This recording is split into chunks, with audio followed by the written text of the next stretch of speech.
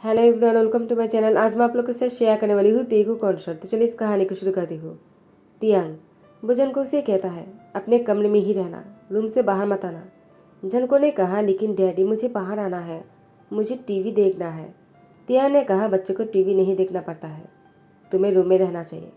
और मैंने क्या कहा, तुम्हें रूम में इसके साथ खेलना चाहिए। तुम्हारे पास कितने सारे टेडी बेयर है और कैट भी तो है ना तुम्हारे साथ, तुम्हें और क्या चाहिए। जिस तियांग को हम अभी देख रहे हैं वो बहुत ही मासूमियत के साथ बातें कर रहा है। वो सिर्फ जनको के साथ ही इस तरह से बातें करता है, वरना वो बिल्कुल भी ऐसा नहीं है। तियांग ने कहा, जनको तुम्हें जो भी चाहिए होगा मैं तुम्हारे लिए रूम में लेकर आ जाऊँगा, तुम बस रूम मेरा करो, ठीक है, बाहर मत आना। और उसके बाद तियांग बाहर से लॉक करके वो अपनी काम से निकल जाते हैं। लेकिन जनको को रूम में नहीं था।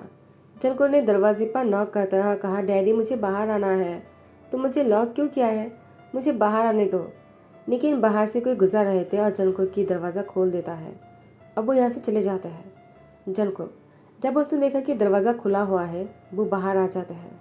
जिस इंसान ने भी दरवाज़ा खुला होगा उसने जानबूझकर टीवी पहले से ऑन करके रखा था।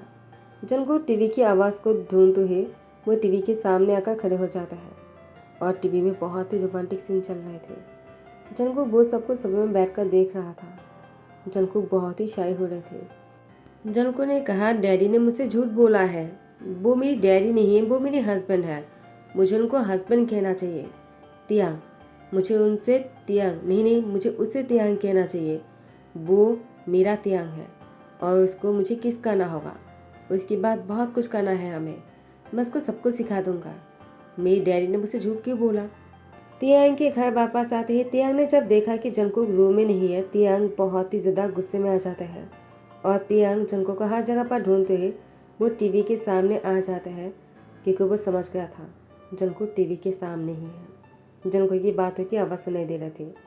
तियांग ने कहा, लेकिन उसको टीवी ऑन किसने कर दिया है। जंकुक को टीवी ऑन करना नहीं आता है। टीवी पहले से ऑन था क्या, लेकिन किसने ऐसा किया होगा, यहाँ पर तो कोई भी नहीं है। तियांग जंकुक के सामने आकर कहता है, तुम यहाँ पर क्या कर रहे हो और तुम्हें टीवी किसने ऑन करके दिया है और तुम बाहर कैसे आए। इससे पहले कि तियांग की सवालों का जवाब देते, जंकुक ने उल्टा तियांग को ही सवाल कर दिया। तियांग तुमने मुझसे झूठ क्यों बोला है, तुम मेरे डैडी नहीं हो ना, तुम मेरे तो हस्बैंड हो और मैं तुम्हारा हस्बैंड हूँ, तो तुम्हें मुझे किस करना चाहिए और तुम्हें मेरी यहाँ पर किस करना चाहिए यहाँ पर। तो तियांग ने जंकुक को थप्पड़ मारने ही वाला होता है कि वह अपने हाथ को रोकते हुए कहा, मैं तुम्हें मारना नहीं चाहता हूँ बच्चा, बस चुप हो जाओ। जंको ने कहा, नहीं। वो जिद करने लग जाता है तो तियांग ने जंको को एक बहुत ही जोर से चाटा मार दिया, जिससे जंको रोने लग जाता है और जंको को रोते हुए देखकर तियांग को बुरा लगा। तियांग ने अपने हाथ पर चोट लगाया जिससे खून निकल रहे थे। जंकुक तो पहले रोने में बिजी था, लेकिन जैसे तियांग के हाथ से खून निकलते हुए देखा, जंकुक तियांग के हाथ पकड़ते कहा, हस्बैंड तुम्हें चोट कैसे लगी, तुम्हारे हाथ से खून निकल रहा है, डॉक्टर को बुलाना पड़ेगा। तियांग जंकुक को परेशान देखकर उसको गले लगा लिया और उससे माफ़ी मांगा और उससे कहा, मुझे माफ़ कर दो, मुझसे गलती हो गया है, मुझे तुम पर हाथ नहीं उठाना चाहिए था, मैं तुमसे बहुत प्यार करता हूँ, लेकिन मैं नहीं चाहता हूँ कि तुम इस तरह से। जंकुक तुम इन सही चीज़ों में नहीं पड़ोगे, मैं तुम्हारी रक्षा करना चाहता हूँ, मैं तुम्हें हार्ट नहीं करना चाहता।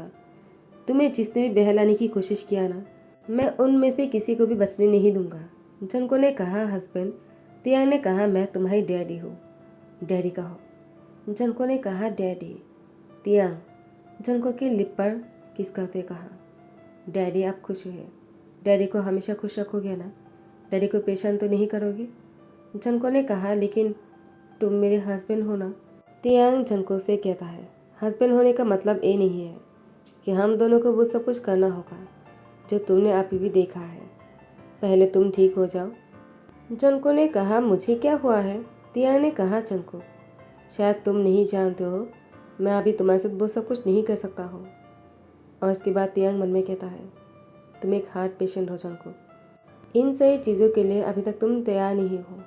डॉक्टर ने कहा, तुम्हें इन सही चीज़ों के लिए तैयार होने में टाइम लगेगा और मैं तुम्हारे इलाज को कंटिन्यू रखा है, लेकिन मैं ये सब कुछ तुम्हें नहीं बता सकता हूँ क्योंकि तुम नहीं समझोगे। जंको ने कहा, डैडी क्या हुआ, तुम क्या सोच रहे हो, मैं तुम्हें और परेशान नहीं करूँगा, आई प्रॉमिस। मुझे भूख लगी है, तियांग ने कहा ठीक है, चलो मैं तुम्हारे लिए कुछ बनाता हूँ। मिसेस किम आ जाता है और कहता है तियांग क्या कर रहे हो तुम किचन में, अगर कुछ बनाना होता तो मुझे बता दिया करो। तियांग ने कहा मॉम जंगकुक कब से भूखा है, उसको खाना खाना है, लेकिन कोई भी खाना नहीं बचा हुआ है, मुझे बनाना पड़ेगा तो मैंने बना दिया। आपको अगर बनाना होता बहुत ही पहले बना चुके होते। तो मिसेस किम ने कहा लेकिन मुझे तो जंगकुक के लिए खाना बनाने में कोई प्रॉब्लम नहीं है, मैंने मना कब किया है, वो मैंने बस लगा मुझे कि तुम लोग खा चुके हो, तुम तो पहले जंगकुक को खाना खिला देते हो ना। तियांग ने कहा नाटक बहुत अच्छी कर लेते हो, आपने ही दरवाज़ा खोला है ना मेरे जाने के बाद, क्योंकि आपके अलावा और कौन है जो दरवाज़ा खोल सकता है, घर पर कोई नहीं है। मिसेस किम ने कहा तियांग तुम मुझ पर खामा ही शक कर रहे हो, मैंने ऐसा कुछ भी नहीं किया है। तो तियांग ने कहा आपने कुछ नहीं किया है तो किसने किया है मुझे बताइए। तो मिसेस किम इससे पहले कि कुछ बता पाते तियांग के डैड आ जाते हैं और कहते हैं क्या हो रहा है, घर में कोई तमाशा चल रहा है क्या, यहाँ पर तो हमेशा ही कुछ ना कुछ तमाशा होता ही रहता है, आके होगा ही क्यों ना, यहाँ पर तो पागलों की ढेरा लगा हुआ है, जब भी घर आ जाता हूँ पागलों को देखकर मेरी दिमाग खराब हो जाता है। तियांग ने कहा यहाँ पर पागल कोई भी नहीं है, जंगकुक बस दिमाग से छोटे बच्चे की तरह है, इसे पागल नहीं कहता है।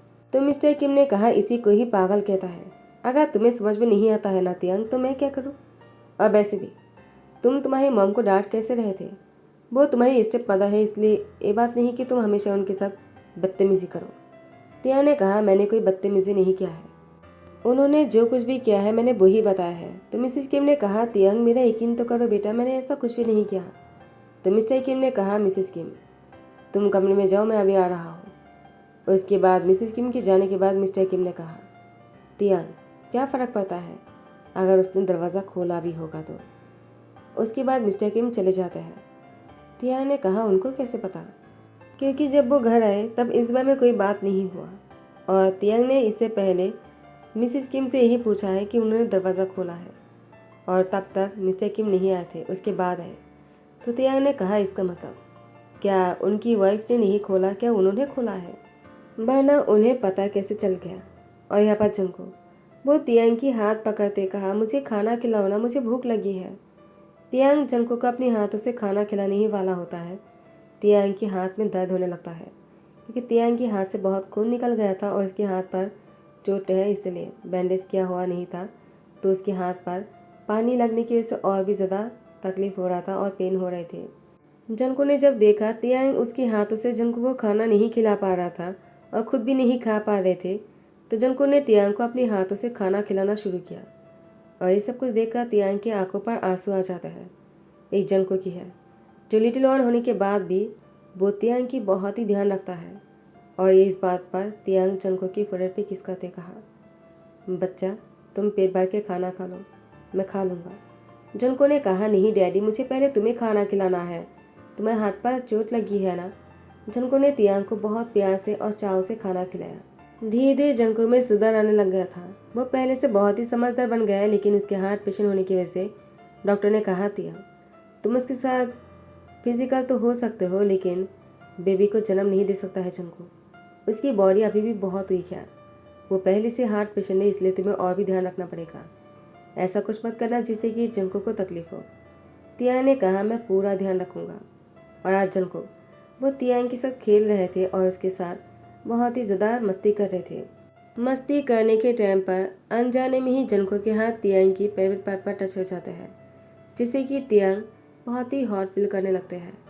तियांग ने खुद को बहुत रोकने की कोशिश की, लेकिन वो अपने आप को रोक नहीं पाते हैं, क्योंकि डॉक्टर ने भी कहा था जंगकुक अब इंटीमेट हो सकता है तियांग के साथ। तो तियांग के दिमाग में पहले से था, तो तियांग ने जंगकुक को किस करना शुरू किया। जंगकुक पहले बहुत डर गए थे, लेकिन धीरे धीरे जंगकुक को मज़ा आने लगा, क्योंकि वो भी एडल्ट है, उसकी भी एक बॉडी की नीड है जो पूरा होना भी ज़रूरी है। जंगकुक 21 साल का है, लेकिन वो बच्चों की तरह बिहेव करता है जैसे कि वो 5 साल का बच्चा है। लेकिन आज तियांग के साथ जंगकुक बहुत ही कॉर्पोरेट कर रहा था, तियांग को वो नहीं रोकता है, तो तियांग जंगकुक को किस से भर देता है, जिससे जंगकुक को बहुत ही ज़्यादा अच्छा लग रहा था। उसके बाद तियांग जंगकुक की टी शर्ट के अंदर अपने हाथ को लेकर जाता है और जंगकुक बहुत ही ब्लश करने लग जाता है। तो तियांग ने जंगकुक को गोद में उठा लिया और बेडरूम में लेकर आ गए, और दोनों एक दूसरे के साथ बहुत ही क्लोज हो जाते हैं। आज तियांग अपने आप को नहीं रोक पाया और जंगकुक के साथ इंटीमेट हो गए। जैसे ही सब कुछ हो जाता है, जंगकुक को अपने सीने में लगा लेता है और उसको टाइटली हक करके कहते हैं, आई एम सॉरी बच्चा, आज मैं खुद को तुमसे दूर नहीं रख पाया, मुझे माफ़ कर देना। जंगकुक ने कहा, तुम मुझे माफ़ी मत मांगो मुझसे, मुझे बुरा नहीं लगा।